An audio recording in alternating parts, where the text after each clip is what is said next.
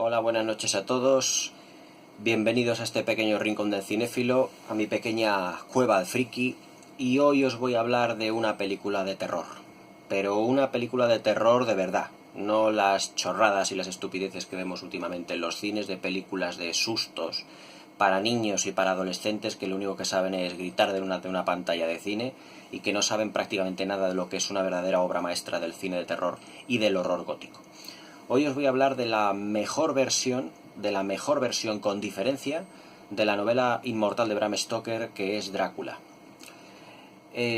Para hablaros de esta versión de Drácula, la versión que en 1957 realizó Terence Fisher y que lanzó al estrellato a dos grandes actores, que fueron Christopher Lee y Peter Cushing, tenemos que remontarnos a los años 30, que es cuando se creó la productora que creó esta maravilla audiovisual y que os voy a comentar, que es la productora Hammer Films Productions. La Hammer Films Productions fue creada en los años 30 por un español, por un barcelonés, llamado Enrique Carreras, que se fue allí, inmigrante español, catalán, a Inglaterra, en los años 30, finales de los años 30, principios de los 40, y que fundó una compañía de teatro y que más tarde llegaría a ser una compañía también de cine, pero siempre de cine de bajo presupuesto. Realizaban pequeñas producciones, fueran del género bélico, historias románticas, películas de acción, muy en la línea del Hollywood clásico de aquella época, pero dándole el toque personal inglés que ello dependía.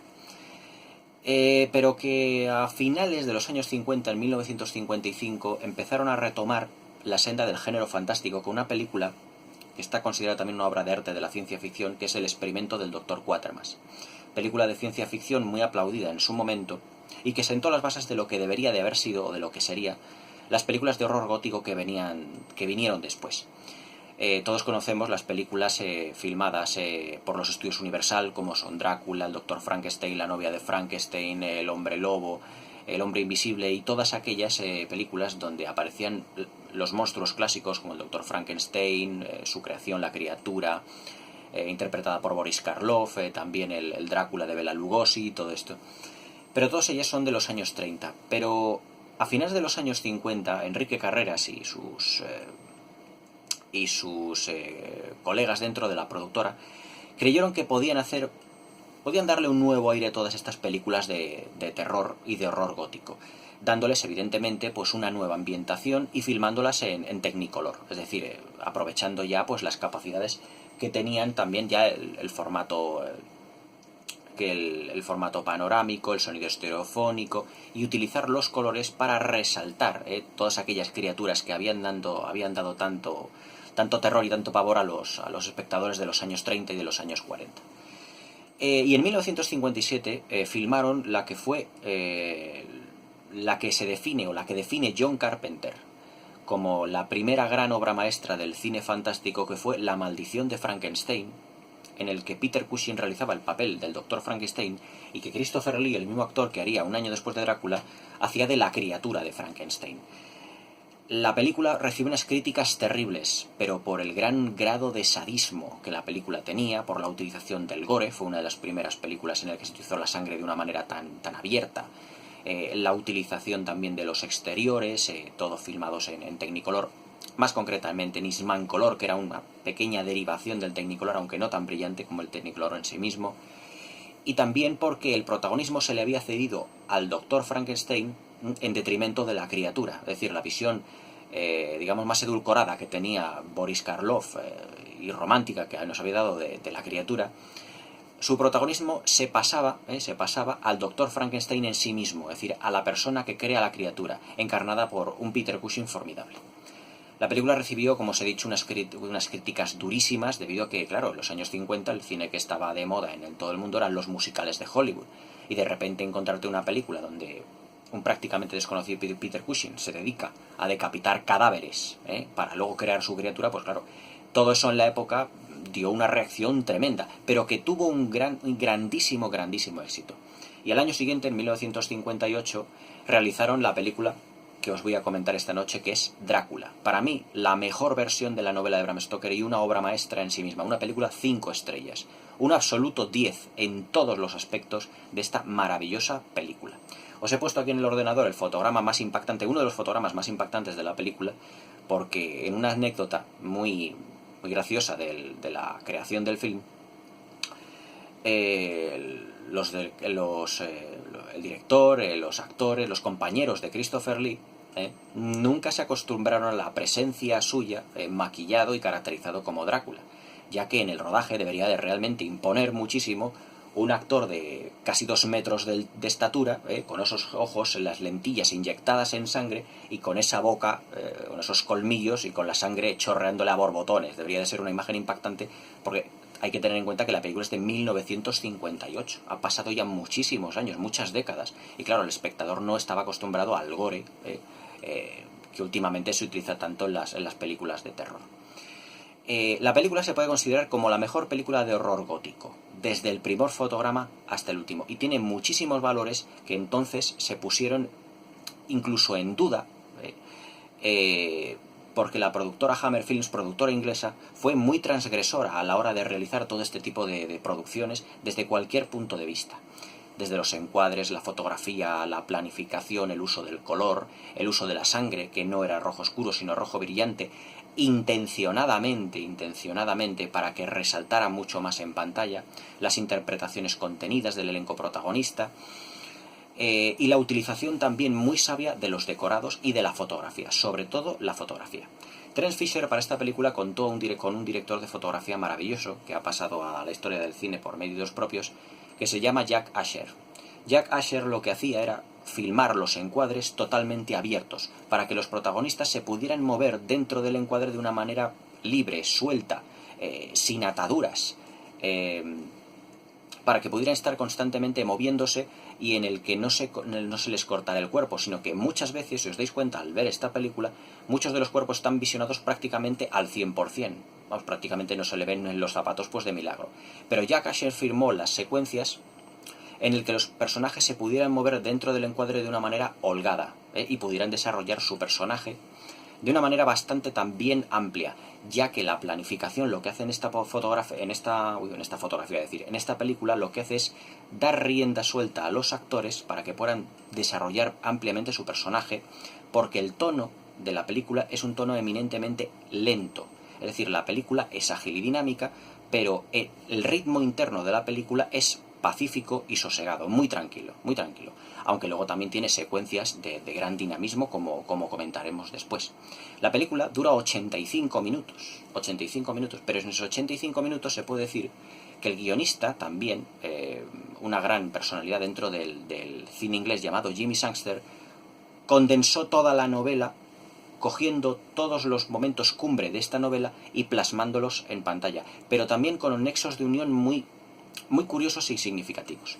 Otro de los puntos fuertes que tiene, por ejemplo, la fotografía de la película de esta que nos ocupa, de Drácula, o de las producciones Hammer en general, era que siempre había muchos contrastes lumínicos. Es decir, las películas de la Hammer eran películas de bajo presupuesto, no tenían mucho presupuesto para grandes decorados. Y para que el director, en este caso Terence Fisher, o los directores y los directores de fotografía, pareciese o hicieran que el decorado era más grande y más laberíntico, es decir, más grande de lo que en realidad era dentro de los encuadres iluminar muchas zonas significativas de lo que es el plano en sí mismo, iluminando objetos con juegos de luces, con juegos de sombras, para que diera la sensación de que el decorado era mucho más grande de lo habitual.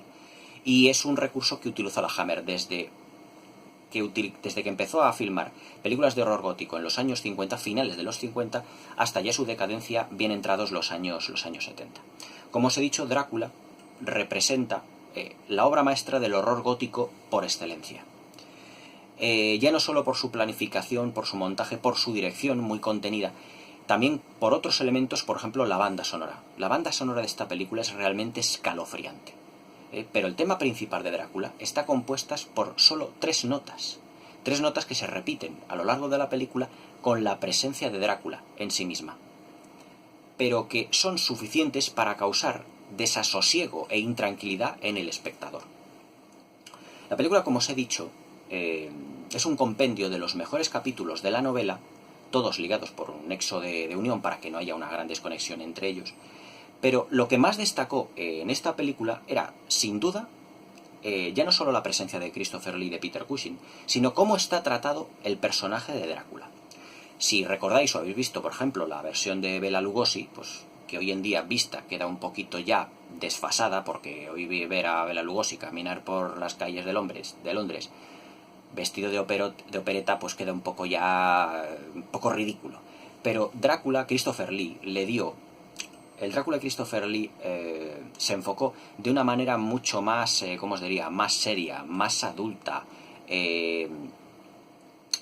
más visto incluso como un animal sexual, visto como una bestia descarnada, que tiene como especie de dos caras. Es decir, al principio de la película se muestra como un auténtico caballero, cuando llega Van Helsing al castillo de Drácula, se muestra muy caballeroso con él, ofreciéndole, como al igual que en la novela, pues toda clase de servicios, le ofrece su biblioteca para que él la ordene, porque el Jonathan Harker de esta película no es el vendedor por así decirlo, el gestor inmobiliario de las anteriores versiones o de las posteriores, sino que aquí es un cazavampiros encubierto que tiene un plan organizado por Van Helsing, para poder cargarse el vampiro.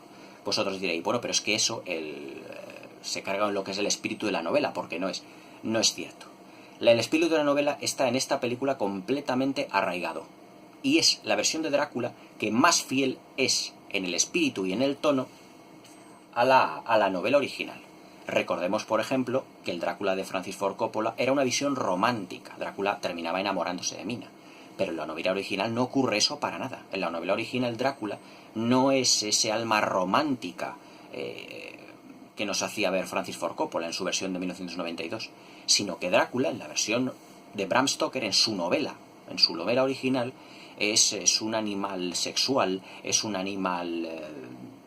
es un auténtico monstruo. Es decir, no está visto, ni muchísimo menos, por la visión romántica que nos dio Coppola. La versión de Francis Ford Coppola es una gran película que encumbró a Gary Oldman, con interpretaciones estupendas de Anthony Hopkins, de Winona Ryder, pero no capta la esencia y el tono de horror gótico que sí que captó el Drácula de Terence Fisher. Y os sigo hablando del Drácula encarnado por Christopher Lee. Está visto, como os he dicho yo, como un monstruo muy sádico, pero también como un animal sexual, ya que las secuencias donde vampiriza o intenta vampirizar tanto a Lucy como a Mina están enfocadas como si fuera una crítica, pues digamos, a ese virtuosismo, una crítica a esa virginidad que tenían las mujeres de la época victoriana inglesa, por así decirlo, dándoles una especie como de amante para que todos sus deseos florecieran, dando de lado también completamente a los maridos encarnados por Michael Gove y en el papel de Arthur Holmwood, y de John Van Helsing en el papel de Jonathan Harker al principio de la película. Entonces esos papeles, los dos actores que os acabo de mencionar, están enfocados sus papeles como dos personas pues excesivamente correctas, muy virtuosas, pero que, por así decirlo, y en un lenguaje del siglo XXI, dejan como insatisfechas a sus mujeres. Es decir, que para nada se comportan como ese animal sexual vigoroso, ese amante prometedor que se comporta Drácula. En la secuencia en la que vampiriza a Lucy, Lucy lo que hace es esperarle en la cama, abriendo las ventanas para que entre su amante vampiro, y ella abriéndose el escote para que pueda ser vampirizada. Pero la reacción que tienen cuando ellas ven a Drácula es una reacción de repulsa, pero a la vez de atracción. Es decir, muy inteligentemente se ha buscado en las actrices una reacción en su expresión, como si el personaje de Drácula les causara repulsa, pero a la vez una gran atracción sexual. Y eso es precisamente lo que se quiere dar a entender en esta película. Y Drácula se acerca a su cama como si fuera ese amante perverso que viene a visitarla por la noche, dando de lado por completo a lo que son sus maridos y olvidándose totalmente de ellos.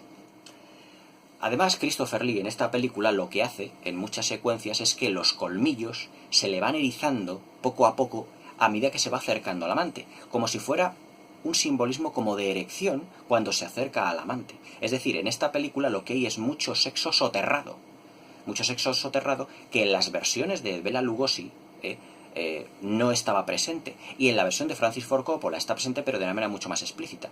Pero aquí inteligentemente se ha ocultado a los ojos del espectador, pero que está intrínseco en la interpretación de Christopher Lee y en la interpretación de las actrices y en la planificación de Terence Fisher. Es decir, Drácula se comporta como ese amante que visita a las mujeres por la noche, completamente al margen de sus maridos. Hay otro plano maravilloso que es la de Mina, la mujer de Arthur Holmwood en esta película, en el que ha salido a dar un paseo, según ella dice, pero que viene de ser vampirizada por Drácula, y que viene en el rostro se refleja una gran sonrisa, es decir, como si hubiera pasado la noche con su amante, y que el cuello lo viene tapado con un abrigo y con una gran piel, para que evidentemente no se le vea la dentellada. Las mujeres aquí en esta película están, por así decirlo, retratadas, las mujeres vampiro, y era otro de los distintivos de la productora Hammer, con un gran componente sexual. Me explico. En las películas de vampiros anteriormente al Drácula de Terence Fisher del año 58, las mujeres vampiro o las víctimas siempre estaban vistas pues vestidas con una especie de camisones tapados hasta arriba, con una mirada muy triste, con una especie de peinados del pelo completamente echado para atrás, con unas vestimentas muy rígidas. Pero aquí las mujeres vampiro en estas películas, a partir de estas películas, sobre todo en la de esta película, se comportarán de una manera totalmente distinta. Y la impresión visual que tengamos nosotros cambiará el curso de la historia en lo que a la representación de las mujeres vampiros se refiere. Cuando Jonathan Harker llega al castillo de Drácula, se encuentra con una de las novias, o novia de Drácula en este caso, que está representada de una manera totalmente lasciva. Lleva un camisón blanco, semitransparente, pero con un grandísimo escote. El pelo al viento, muy maquillada, con unos labios muy rojos, muy voluptuosos. Es decir, es una imagen muy espectacular, completamente sexualizada, con ese gran escote, en el que se muestran unos pechos muy vigorosos, muy hermosos, con los hombros completamente al descubierto, y se acerca de una manera muy sexual a Jonathan Harker, cogiéndole de los hombros, del cuello, diciéndole que si le quiere ayudar. A partir de la presentación de esta mujer vampiro, interpretada magníficamente por una actriz muy desconocida que se llama Valerie Gaunt, que también tuvo muchas producciones, hizo muchas películas con la productora Hammer, ya las mujeres vampiro ya no iban a ser iguales. Y además luego también la manera en que se muestra al atacar a Jonathan Harker en esa secuencia prácticamente al principio de la película. Jonathan Harker llega al castillo de Drácula, iluminado con esos contrastes sublumínicos que os he dicho antes, para que diera mucha más apariencia de laberíntica el castillo de Drácula.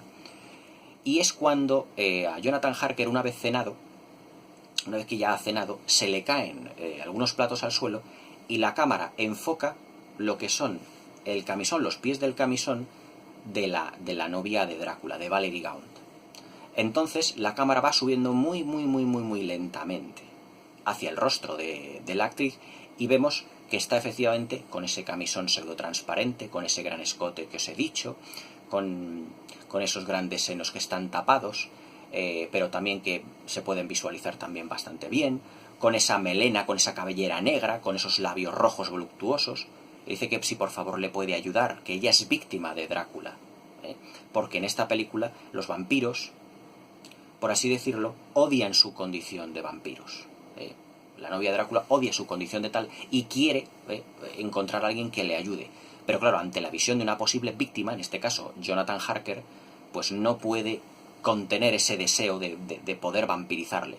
Y es cuando se produce uno de los mejores planos de la película y uno de los mejores planos de la historia del cine de terror, que es cuando le va a dar a Jonathan Harker esa dentellada en el cuello, sacando unos colmillos tremendos. En ese momento, pues ella dirige su mirada hacia la yugular, hacia el cuello de Jonathan Harker, y es cuando abre la boca y le salen esos colmillos tan tremendos que ella tiene. Esa imagen en los años 50 causó, que hoy puede ser muy normalita para el género de vampiros, causó una repulsa extraordinaria, acusando la película pues de lasciva, de sádica, de mal gusto, etc. Pero que es una imagen muy, muy, muy representativa de lo que el estudio Hammer Films, de la que la productora Hammer Films iba a dar en sus producciones de vampiros durante prácticamente 2 décadas. Toda esa secuencia está rodada con un brío, con una agilidad y un dinamismo, como una especie como de coreografía de obra de arte que Terence Fisher nos brinda en esta película. Es decir, cuando le va a dar la dentellada la mujer vampiro a Jonathan Harker, en ese momento en el que le muerde, sale Drácula, y entonces es cuando tenemos en la película esta imagen. Sale Drácula por una de las puertas del salón, y entonces se abalanza contra esta mujer vampiro, alejándola de Jonathan Harker. Y entonces la mujer vampiro y Drácula se enzarzan entre una lucha fantástica en el que sale vencedor, evidentemente, Drácula, que es mucho más grande, mucho más poderoso, etc. Pero que, si os dais cuenta, es como la lucha de 2 bestias salvajes por una presa. O sea, eso no lo habíamos visto, ni lo veríamos más en la historia del cine de vampiros, para nada. Es decir, como 2 bestias salvajes representadas por Drácula y su novia se enzarzan en una pelea para conseguir la víctima, que es Jonathan Harker en ese momento. Posteriormente, Jonathan Harker es vampirizado por Drácula en una secuencia que no veremos, pero que es una de las mejores elipsis que tiene el cine fantástico de todos los tiempos. Jonathan Harker, posteriormente Drácula le lleva a su aposento porque queda inconsciente después de la lucha entre la mujer vampiro y Drácula, y cuando se levanta, baja a la cripta ya de día, donde está Drácula y su mujer vampiro, y lo que pretende hacer es matarlos a los 2, clavándoles las estacas. La verdad es que en esta película, tanto Jonathan Harker, interpretado por John Van Helsing, como Peter Cushing, interpretando a Van Helsing, clavan las estacas con una violencia y con un sadismo que no hemos visto jamás en el cine de vampiros. Es decir, no solo les dan una estocada con el martillo, les dan hasta 3 y 4 estocadas, y dan la sensación de que parece que clava la estaca y que atraviesa el cuerpo del vampiro y lo clava junto con el ataúd mismamente, porque es una violencia brutal. Violencia que está mostrada en un juego de sombras muy interesante sobre la pared, para que no veamos a veces el acto en sí mismo, aunque evidentemente vemos cómo clava la estaca y cómo la sangre sale, no a borbotones, a chorros, pero sí que inunda el cuerpo, parcialmente el cuerpo de la víctima. Esa imagen en los años 50, junto con todas las que os he comentado, es una imagen súper transgresora. Es decir, ¿cómo podrían los cineastas ingleses hacer y planificar una secuencia tan sumamente brutal? Porque estamos hablando de los años 50. Por eso la película fue clasificada X en su tiempo, clasificada X. O sea, es bastante fuerte lo que es la situación en sí misma. Y la elipsis, el que os digo, es cuando clava Jonathan Harker la estaca en la mujer vampiro y luego se dirige hacia Drácula, viendo que Drácula no está en su ataúd, pero vislumbra con gran temor como Drácula empieza a bajar las escaleras de la cripta y cierra la puerta a sus espaldas. En ese momento la escena se corta. Pero esa elipsis lo que quiere decir es que evidentemente ahí Drácula va a actuar sobre sí mismo y va a vampirizar a Jonathan Harker. A partir de ese momento de la película ya prácticamente Drácula es como una presencia de fondo en el que salen las 2 secuencias que os he dicho, vampirizando a Lucy y a Mina como ese amante oculto, encubierto, con esas imágenes como de sexo soterrado que os he mencionado, y que no sale hasta el final de la película. Pero durante la mayoría de metraje, Drácula es como una presencia de fondo que siempre está ahí, que siempre es como detectable, que siempre se la nota, que es como si estuviera al acecho de todo ello. Por eso la película es tan, por así decirlo, tan similar a la novela de Bram Stoker, porque en la novela de Bram Stoker Drácula aparece al principio y al final, pero en todo lo que es entre medias de la película, es decir, en todo lo que es el segundo acto, presentación y desenlace, está Drácula, pero todo lo que es el nudo central de la película, la columna vertebral de la película, Drácula no aparece, es una mera presencia de fondo, pero que está ahí, que se la nota, porque los personajes hablan de él, porque los personajes están continuamente refiriéndose a él, Por lo tanto, es una presencia de fondo que está ahí y que se la nota notablemente. Además de la planificación, de la fotografía, de las interpretaciones de Christopher Lee y Peter Cushing, hay que tener un capítulo especial a este Van Helsing que os estoy diciendo, que es el gran Peter Cushing, y que es ya no solo el mejor Van Helsing de la historia del cine, sino el mejor Van Helsing, el mejor Dr. Frankenstein y el mejor Sherlock Holmes que ha habido en la gran pantalla. El personaje de Peter Cushing, el Van Helsing de Peter Cushing, es un personaje alto, serio, elegante, muy tenaz en sus objetivos, y que prácticamente por nada se inmuta, como si fuera un profesor o un médico que ya ha estado acostumbrado a luchar con los vampiros en otras, por así decirlo, en otros momentos de su vida, y que conoce el mundo de los vampiros muy bien. Hay una secuencia estupenda en la que él está en una habitación de un hotel y que está grabando en un gramófono todas las experiencias que ha tenido con Jonathan Harker, y que también todo lo que tiene que hacer para intentar capturar a Drácula. Y hay un simbolismo muy interesante en esta película que yo os comento anteriormente, y es que los vampiros en esta película están vistos o enfocados como drogadictos, que odian su condición de vampiros, pero que no pueden evitar sentirse atraídos hacia nuevas víctimas, como el drogadicto no puede evitar su adicción a las drogas.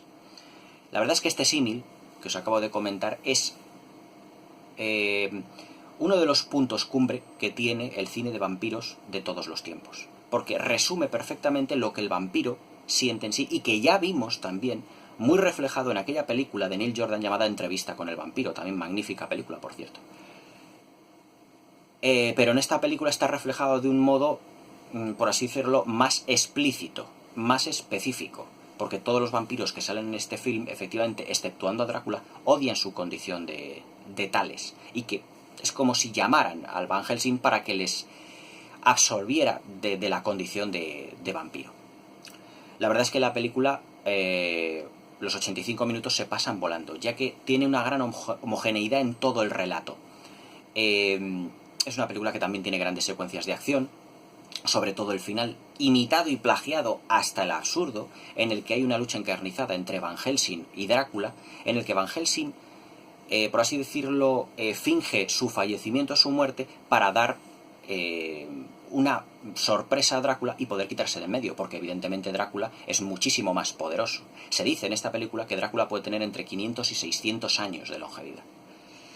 Y es fantástico el plano en el que Van Helsing va corriendo por una mesa, coge las cortinas, y como está amaneciendo, la luz cae sobre Drácula, derritiéndole y consumiéndole en sí mismo, y como la mano del conde vampiro se va empequeñeciendo y haciéndose cenizas, pero queda el anillo de Drácula, que tiene en su, por así decirlo, en su parte posterior la D de Drácula. Ese es el final de esta maravillosa obra maestra, que yo os aconsejo que no os perdáis si podéis conseguirla. Yo la tengo en DVD y en Blu-ray en alta definición. Es una de las pocas películas que tengo tanto en DVD como en Blu-ray. Evidentemente no voy a vender ni la versión de Blu-ray ni la versión de DVD, porque esta maravilla de película hay que degustarla, hay que verla, pero hay que verla no como la típica película de terror de susto tras susto tras susto para niños y adolescentes, no. Es una película de horror adulta.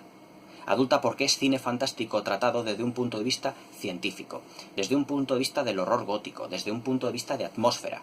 Como os he dicho también en mis críticas de la crítica de Excalibur, el paisaje aquí cobra un protagonismo especial y hay una atmósfera, en conjunto con lo que se consigue de la fotografía, con el color reducido, con esos contrastes lumínicos, con esos subespacios lumínicos realizados por Terence Fisher, que es realmente fantástico. La atmósfera de esta película solo es superada por la segunda parte oficial de esta, llamada Drácula, Príncipe de las Tinieblas, que ya comentaré también aquí en el canal. Pero aún así esta película nos refiere a atmósfera, a fotografía, a interpretaciones, a dirección y sobre todo a planificación. Es una obra de arte y una obra maestra inigualable dentro del horror gótico. Y para mí, sin duda, una de las mejores, si no la mejor película de terror de la historia. Fijaos lo que os estoy diciendo. Seguro que si ponéis en internet o buscáis referencias sobre esta película, todas os van a decir que es una obra maestra. No hay ninguna que diga que sea una mala película. Ninguna. Es una de las pocas películas de la historia del cine donde los críticos dicen por unanimidad que esta es una obra maestra absoluta. Desde el primer fotograma hasta el último. Una obra maestra total, 5 estrellas. Drácula, de Terence Fisher, protagonizada por el inmortal Christopher Lee. Que la disfrutéis y no paséis demasiado miedo. Hasta mañana.